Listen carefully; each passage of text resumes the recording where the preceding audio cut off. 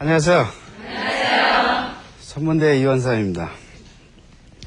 오늘 말씀드릴 부분은 말도 많고 탈도 많은 그 베일에 관한 겁니다.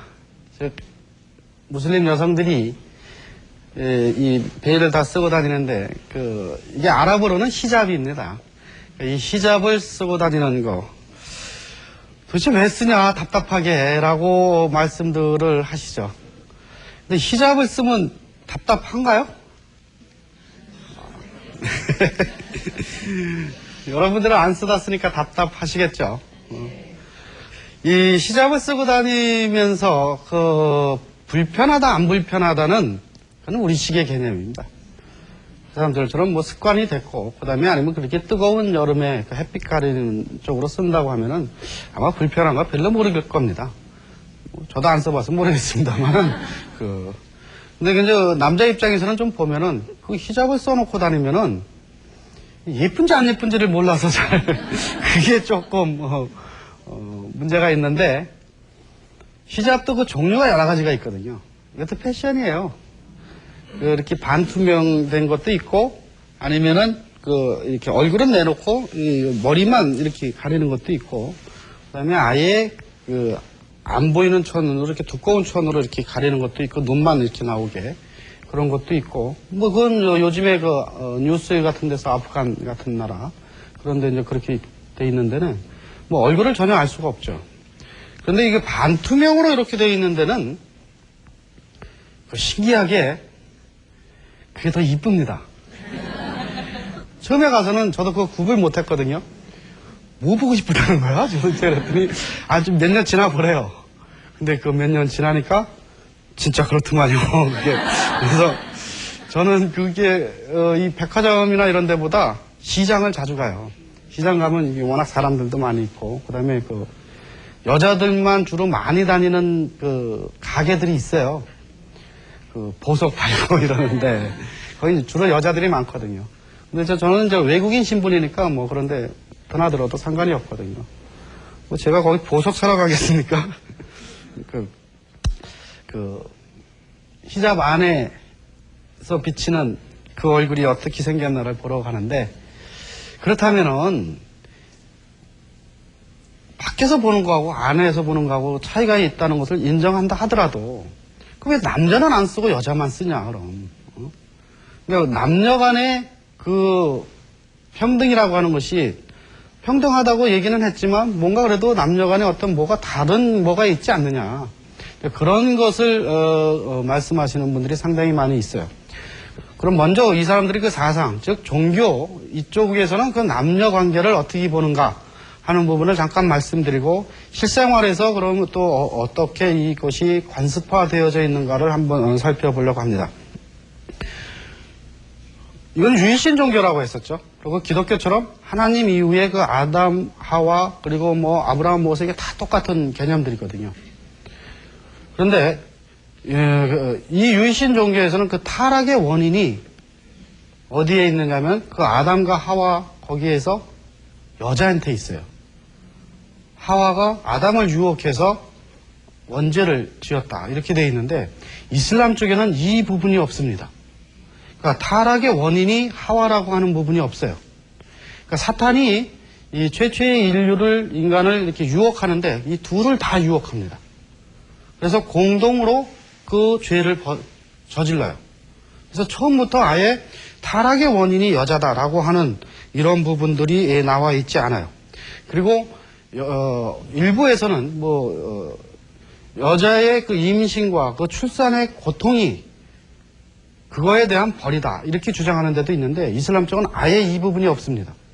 왜냐하면 죄도 공동으로 졌기 때문에 여자의 임신과 출산의 고통은 반대로 어머니에 대한 은혜와 감사를 가르쳐주기 위해서 있는 거라고 설명을 하고 있어요.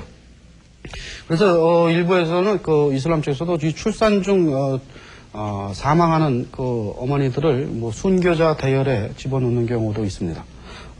그러니까 이렇게 처음부터 그런 죄에 대한 개념이 좀 다르고 그리고 쌍으로 즉 한 쌍을 남과 여라고 하는 한 쌍으로 창조한 목적이 서로 간에 안식을 찾을 수 있게, 그러니까 서로 보완적인 관계로 창조가 되기 시작을 하게 됩니다.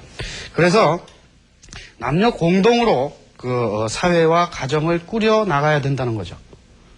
그래서 이러한 그 의무를, 즉 종교적인 이러한 의무를 그럼 수행하려면 자연스럽게 결혼을 해야 돼요. 그래서 결혼을 권장합니다. 여기는 인위적인 독신을 반대해요. 못하게끔 돼 있어요.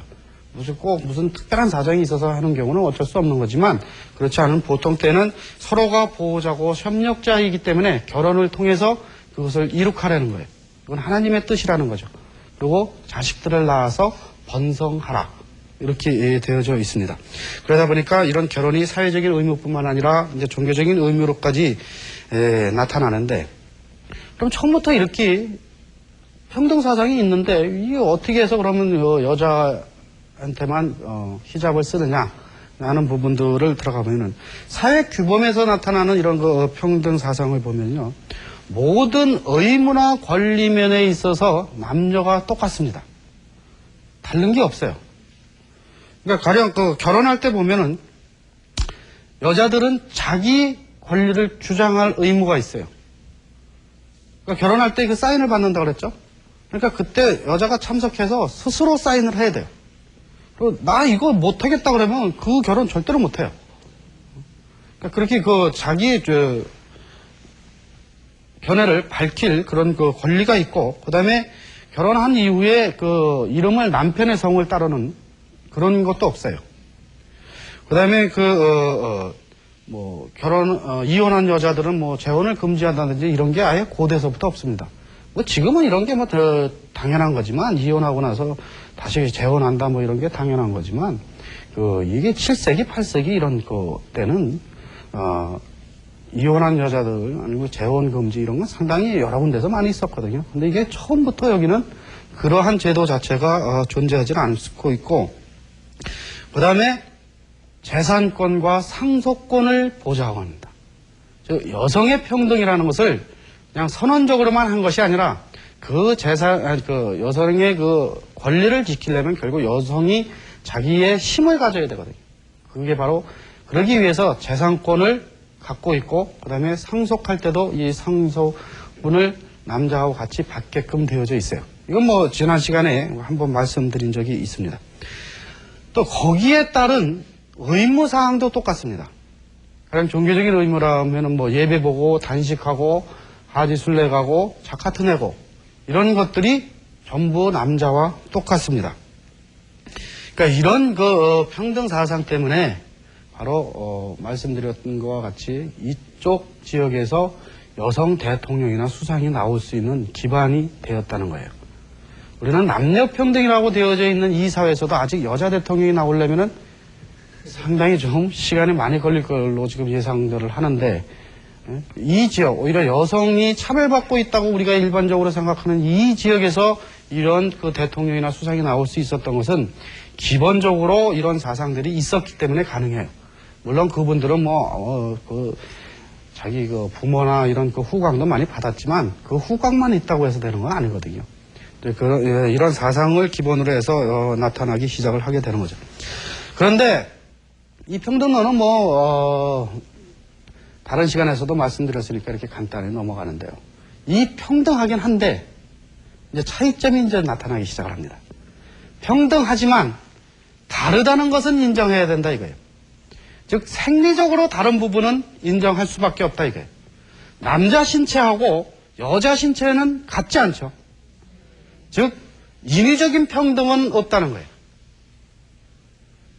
남자 보고 애 낳으라 그러면 애 낳을 수 있냐 이거예요. 즉 유별하다는 건 다르다. 신체 구조나 이런 것이 다르고 역할이 다르기 때문에 그 다른 부분은 인정해야 된다는 거예요. 저도 애 키우면서 보니까요,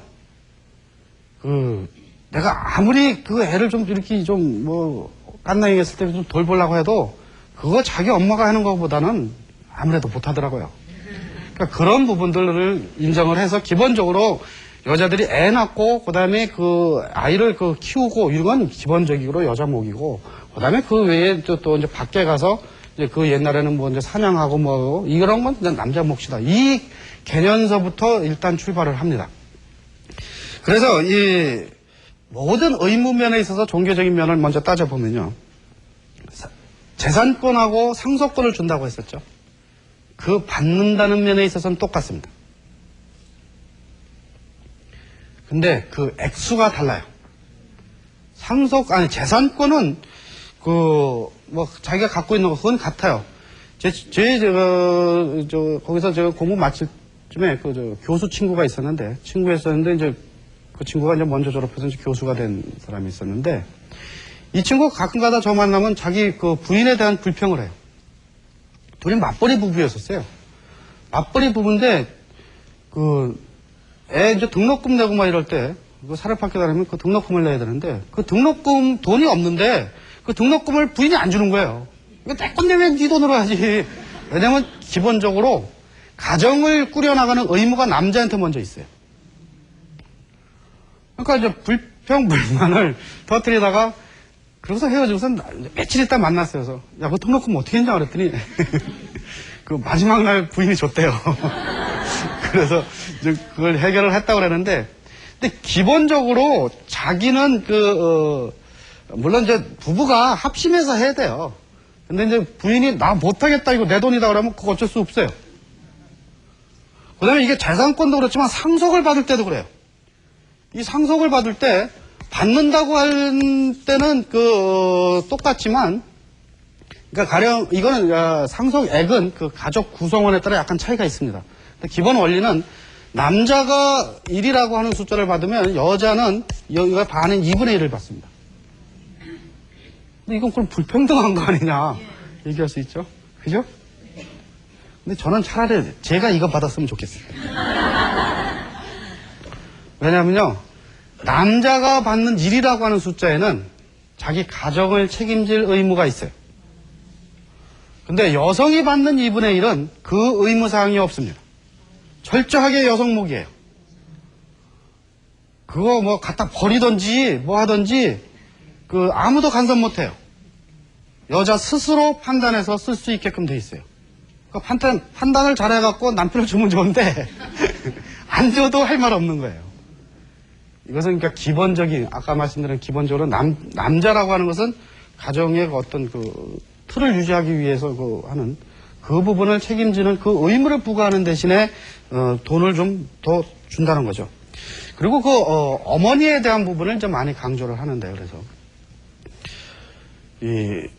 무함마드 전기에 보면은 어머니의 부분에 대한 게 나와요. 이제 그게 가장 대표적인 건데, 어떤 한 신도가 무함마드 생존 시에 와서 집안에서 누구를 가장 공경하고 모셔야 됩니까? 그랬더니 첫 번째는 어머니요, 두 번째도 어머니요, 세 번째도 어머니다. 그리고 나서 아버지다 이렇게 돼 있어요. 근데 아버지는 4분의 1밖에 안 돼요. 여기도 어머니에 대한 공경이 굉장히 강합니다. 그래서 이런 꾸란 같은데 이 표현도 보면 천국은 어머니 발밑에 있다. 이제 이런 표현들을 많이 해요. 그래서 지극히 어머니에 대한 공경심들을 많이 하게 되는데, 그렇다면은 이렇게 이제 신체적으로 다르다 보니까 대개 이제 여성들이 힘은 딸리죠. 그리고 이제 힘을 쓰는 건 결국 남자들인데, 언젠가 말씀드렸듯이 이렇게 좀 힘을 잘 쓰는 여자도 있지만, 컴팩트 번쩍 들고 나가는 여자도 있지만, 대부분은 이제 남자들이 더 힘이 세죠. 그러다 보니까 이 여성들을 보호해줘야 된다는 거예요. 당연히 그런 부분은 보호를 좀 해줘야 된다는 거죠. 그런데 이 보호를 해준다는 이 대목에서부터 이제 아마 여성학자들이 많이 반발하는 데가 있어요. 이 보호론에 의해서 일부 다처제가 바로 여기서 나옵니다. 즉, 일부 다처제는 여성을 보호하기 위한 일종의 사회 안전 보장책이에요. 이게 어떻게 여성을 위한 사회 안전 보장책이냐라고 말씀하실 수도 있겠지만, 실제로 그런 면이 좀 있어요. 왜냐하면 이슬람권에서 결혼에 있어서 제일 기본은 이 일부 다처제가 아니라 일부 일처제입니다. 이 일부 일처제인데 특수한 상황에 있을 때만 이것을 허용할 뿐이에요. 이게 뭐 특별히 권장하거나 이런 게 아니에요. 근데 그 특수한 상황에 여성을 보호하기 위한 책으로 나와요. 그리고 이게 그 특수한 상황이 도대체 뭐냐 이거죠. 제일 대표적인 게 전쟁입니다.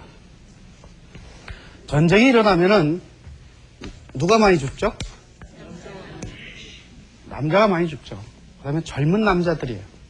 즉 가정을 이끌어 나가야 될 그런 남자들이 죽어나가요.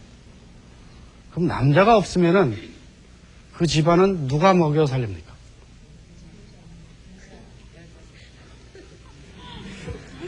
전쟁 난 나라에서요, 남자도 일자리가 없는데 그 여자한테 일자리 절대로 안 가요. 이게 우리는 전쟁 경험이 있기 때문에 알아요. 그래서 그 전쟁 미망인들하고 전쟁 고아들이 어떻게 먹고 살았느냐를 쉽게 알 수 있어요. 그거 다 뭐 이렇게 좀 안 좋은 쪽으로, 우리가 생각하는 쪽으로 이렇게 빠지고 뭐 이래서 먹고 살았거든요. 근데 그게 그 사람들 책임이 아니에요, 절대로. 근데 이 경우 어떻게 할 거냐 이거죠. 우리나라에서는 옛날에 어떻게 했냐면은 뭐 어떻게 한 게 아니라 할 수 없으니까 그냥 내버려 뒀죠. 각자 알아서 먹고 살아라. 그런데 이 지역에서는 설사 전쟁 난 나라에서 돈이 다행히 많아갖고 양로원이나 고아원이나 이런 걸 충분히 지은다고 하더라도 해결이 안 되는 부분들이 있어요. 그러니까 여자들이 결국 자기가 희생해서 가족을 먹여 살리기 위해서는 몸을 팔고 뭐 이런 것들인데, 이게 이슬람권에 있어서는 다른 사람한테 걸리고 안 걸리고 이 개념이 아닙니다. 다른 사람한테 발각이 안 된다 하더라도 결국 하나님 앞에 죄를 진다는 개념이에요. 그러니까 그럴 경우 능력 있는 사람에 한해서, 그 능력이라고 하는 것은 그 경제적인 면, 정신적인 면 다 포함됩니다. 그러니까 첫 번째 부인한테 선물을 하나 사주면 두 번째 부인한테도 똑같은 걸 사줘야 돼요. 하다못해 잠자리도 똑같이 들어가야 돼요. 여기 한 번 들어가면 여기 한 번 들어가야 되고, 이거 꼭 해야 돼요. 그 능력 있는 사람에 한해서 해주면은 구원이 되지 않느냐 이거죠. 근데 이게 여자들 얘기고, 그 다음에 아이들 얘기도 마찬가지입니다. 아이들이라고 하는 것이 자라면서 발성도 피고 이런 게 자연스러운 거죠. 그럼 자연스럽게 야단도 치고 막 이러죠. 그러니까 보통 아이들이, 그러니까 부모가 다 있는 아이들이 이렇게 말썽을 피면 그냥 야단치고 마는데, 이 부모가 없는 아이들이 야단을 치면은 야단을 치면서 꼭 하나 붙이는 게 있어요. 우리나라에서 어떻게 하죠? 그렇죠. 이 애비 없는 해갖고 시작을 하는 게 있어요. 이게 그 청소년들이 자라는데 결정적인 역할을 합니다. 그 아이가 삐뚤어지게 하는. 그 아버지 없는 게 걔 책임입니까? 자기 책임 아니에요. 그 아이 책임 아니거든요. 그건 오히려 기성세대들이 책임을 져줘야 될 부분들인데, 그걸 거꾸로 아이들한테 아주 정서적으로 아주 나쁜 영향을 미치는 거거든요. 이거는 고아원이나 양로원을 많이 세운다고 해서 절대 해결이 안 돼요. 해결이 됩니까, 그게? 그건 부모가 다시 생기는 외에는 안 돼요. 그럴 바에는 차라리 첫 부인의 허가를 받아서 같이 사는 게 낫지 않느냐. 이건 정식 결혼입니다. 우리처럼 퍼스트, 세컨드 이런 개념이 아니에요. 첩의 개념이 아니에요. 근데 이게 어떻게 가능하겠느냐고 혹시 말씀하시는 분들도 있는데, 저는 실제로 이거 봤어요. 학교 다닐 때 이 형제가 같이 다니는 애들이 있어요. 형제가 같이 다니려면 그 쌍둥이죠. 근데 걔네들 쌍둥이 아니에요. 그건 뭐냐면은 아버지는 하나인데 어머니가 각각 다른 거예요. 이거 우리 같으면은 쳐다보지도 않죠. 서로 아주 안 좋죠. 근데 걔네들은 보면은 그 한 명이 안 오면은 그 다른 한 명이 대리 대답해주고 레포트 다 챙겨주고 그래요. 그렇게 사이가 좋아요. 제가 나중에 졸업하고 나서 그쪽에 들릴 때도 이렇게 만나보면 아직도 그렇게 사이가 서로도 좋아요. 그러니까 근본적으로 이 생각이 우리하고 이게 정실부인, 첩, 이런 개념을 아예 안 갖고 있어요. 그러다 보니까 그런 것이 이제 이루어질 수 있는데, 근데 아무래도 사람이다 보니까 그 갈등은 있을 거 아니냐. 그래서 한번 걔네들한테 물어봤어요. 나중에 친해지고 나서. 이게 보통 친해지지 않으면 그런 건 못 물어보거든요. 있긴 있는데 뭐 그게 그렇게 그런 그 일부 자체적인 자체를 흔들거릴 만한 그 정도 아니다 이거예요. 그래서 이슬람 쪽에서도 보면은 4명까지 허용을 합니다. 근데 4명보다는 3명, 3명보다는 2명, 2명보다는 1명으로 하라 이거예요. 근데 어쩔 수 없는 경우 이렇게 늘려가는 거고. 왜냐하면 이제 그러한 문제들이 가족에 있으니까 컨트롤이 잘 안 돼. 많을수록 컨트롤이 점점 더 안 된다는 거예요. 근데요, 그 4명.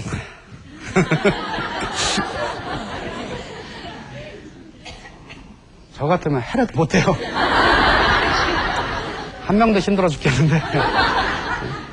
이것도 역시 그런 사상 플러스 어떤 이게 꼭 어떤 신체적인 능력만 갖고 되는 부분이 아니라는 거예요. 그것만 믿고 해갖고는 이 제도를 유지시킬 수가 없어요. 그런 부분, 그러니까 여자를 이미 생각한다는 부분이 이제 그런 면에서도 좀 있고요.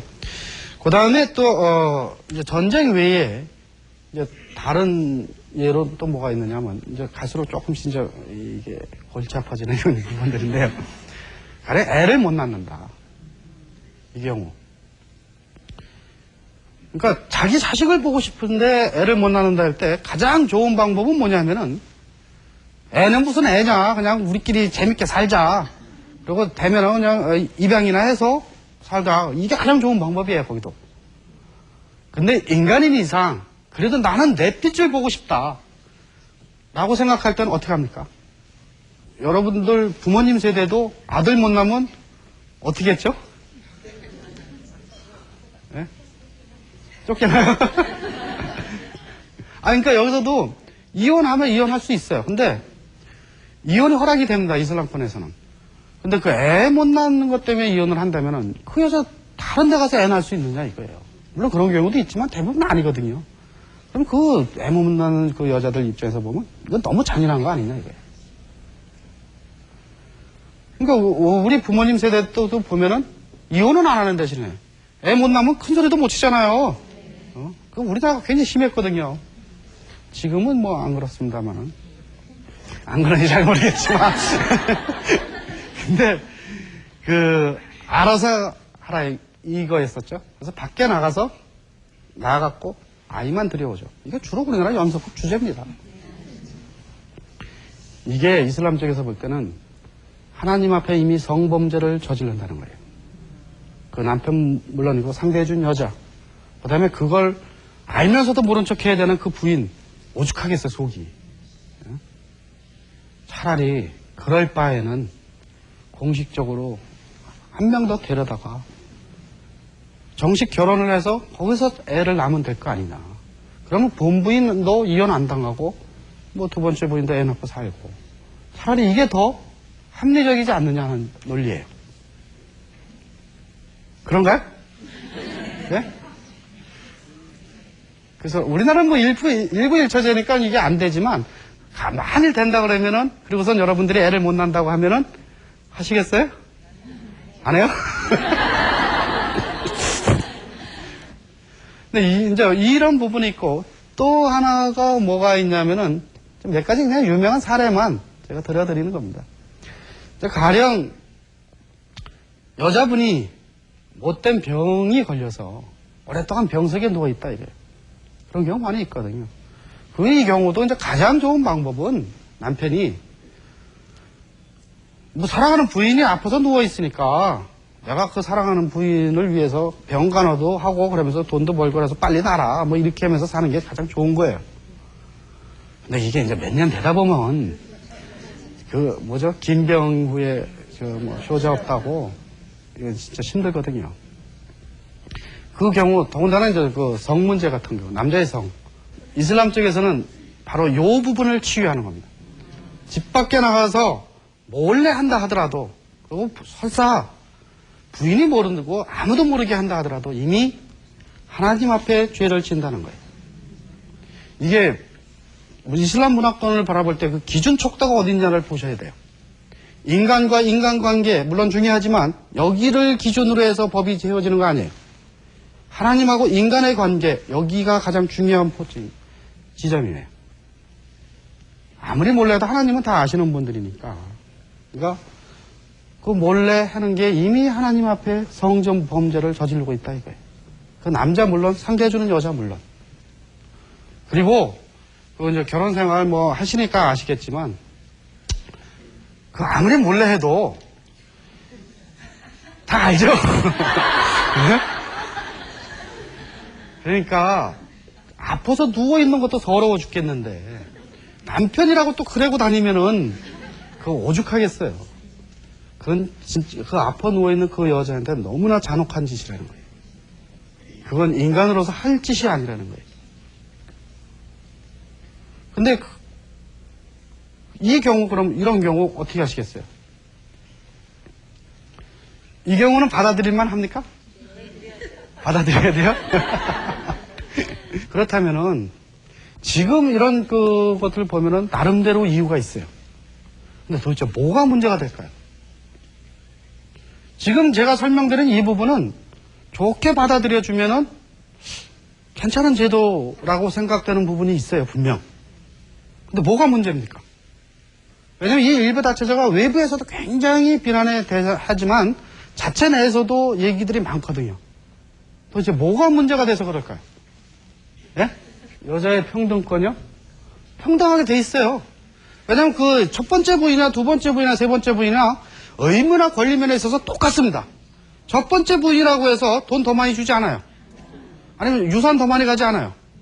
두 번째 부인한테 딸려온 그 자식들도 상속분 똑같이 받아요.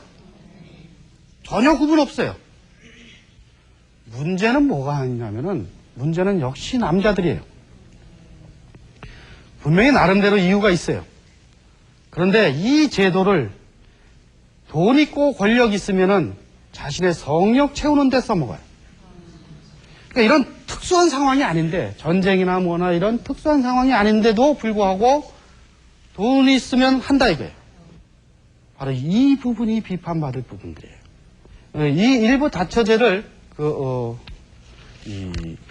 법으로 금지시켜 놓은 나라가 있어요. 아직 많지는 않지만 튀니지나 터키 같은 데는 법으로 금지되어져 있어요. 근데 이 일부 다처제를 이슬람을 하는 한은 절대로 못 놓습니다. 왜냐하면 이건 하나님의 말씀이에요. 즉 거기서 하나님의 말씀이라는 것은 꾸란에 쓰여져 있다는 뜻이거든요. 그럼 거기는 어떻게 해서 그럼 거기도 이슬람 국가인데 어떻게 해서 그게 가능하냐라는 건데 거기는 가능한 게 그러니까 지금 평상시니까 이런 특수한 상황들이 아니라는 거죠. 전쟁이나 뭐 이런 거. 그러니까 일단 하위법으로 묶어놓고 특수한 상황이 되면 풀어버리면 되거든요. 그러니까 그래서 지금 이런 일부 다처제에 가는 것은 여기도 많이 변하고는 있습니다. 그리고 이제 그거의 일환으로 그럼 히잡을 씌운 게 아니냐 뭐 이런 얘기들도 있지만 이 히잡이라고 하는 것이요. 우리는 벗으라고 그러면 좋아서 얼른 벗을 것 같죠. 그죠? 그 벗으라고 이제 아예 법이 그렇게 돼버렸다 하면은 얼른 벗었을 거예요. 터키 같은 데는요, 법으로 이 히잡을 쓰고는 학교를 출입을 못한다고 아예 해버렸어요. 그러니까 그 발표가 나고 나서 여자들이 더 많이 써요. 아예 더 쓰고 가요. 이것이 뭐냐면은 그 여성들 스스로 여성의 그 정체성을 차지하려고 하는 거예요. 자신들의 일종의 그 정체성을 유지시키려고 하는 수단이에요. 그래서 여성의 권리를 최대한 이슬람에서 보장하고 있는 거를 다 받아들이려고 하는 거예요. 왜냐면 거기서 보장하니까 다 받으면 괜찮거든요. 그걸 그래서 더 오히려 못 쓰게 하는데도 불구하고 더 쓰고 다니고 있고. 그 다음에 그거에 뭐 법적으로 그렇게까지 그건 터키는 좀 특수한 상황이라 할지라도 다른 지역에서는 그런 규제나 뭐 이런 것이 전혀 없는데도 불구하고 대부분 기성세대에서 많이 쓸 것 같은데 젊은 엘리트층에서 요즘에 많이 쓰고 있어요. 이슬람 쪽은 여자들이 공부할 수 있어요. 왜냐하면 교육 제도가 잘 돼 있어서 낙제만 안 하면은 모든 게 국비입니다. 단 학년으로 올라갈 때 이게 낙제를 하면은 진급을 못하고 계속 그 학년에 있어야 돼요.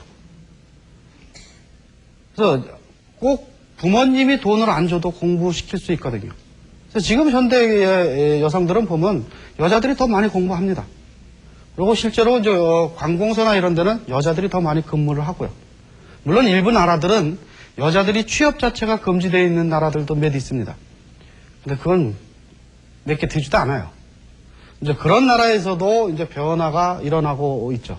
그러니까 결국 이런 것들은 보면은 어떤 그 여성의 생리적인 요인과 그다음에 그 사회 문화적인 그 요인들을 나름대로 자신들의 가치관, 즉 이슬람이라고 하는 그 가치관에 입각을 해서 그 유기적으로 결합을 시킴으로 해서 그 여성을 아니면 여성의 그 권익을 그 보호해 주려고 하는 그러게 노력의 일반으로 갈 수도 있거든요. 우리가 흔히 갖고 있는 이런 그 히잡이라고 하는 거, 이 히잡도 보면은 단순히 우리처럼 우리 이슬람 문화가 잘 안 알려져 있는 데서는 그 반대하는 이유가 답답하지 않겠느냐 하는 그런 거거든요. 이 히잡을 써서 답답하다는 그거보다도 이 사람들은 자신들의 그 정체성, 여성만이 갖고 있는 그 고유의 그 권한, 이것을 유지시키려고 하는 그 표시로서 더 쓰고 있는 경우가 상당히 많이 있습니다. 물론 이런 전통적인 여성관들, 일부 다처제라고 해서 이것이 일부 다처제가 1400년이 넘도록 유지될 때는 나름대로 이유가 있었기 때문에 여태까지 유지가 된 겁니다. 그쪽 여성들이 받아들였기 때문에. 그러니까 설명드린 바와 같이 그런 장점들이 있긴 있다. 그렇다고 해서 그 여성관이 현대의 여성관하고 똑같으냐면 그건 아니에요. 전통적 페미니즘은 이슬람적 가치에 근거를 해서, 여기는 이슬람 버릴 수 없죠. 그러니까 원래 국교가 다 이슬람이니까. 그러니까 전통적 이 페미니즘이라고 하는 것은 이슬람적 가치에 근거해서 여성의 그 사회적인 지위와 그다음에 정체성을 보호하려고 하는 그런 운동이에요. 이 운동의 상징이 바로 히잡입니다. 단순히 옷으로 편리한 옷이다 아니다 이 개념이 아니라 이 운동의 상징으로서, 즉 자신들이 갖고 있는 여성의 그 페미니즘 운동의 일환으로서 상징으로서 쓰고 있어요. 그러니까 이걸 외부에서 단순히 겉모습만 보고 판단할 부분이 아니라는 거죠.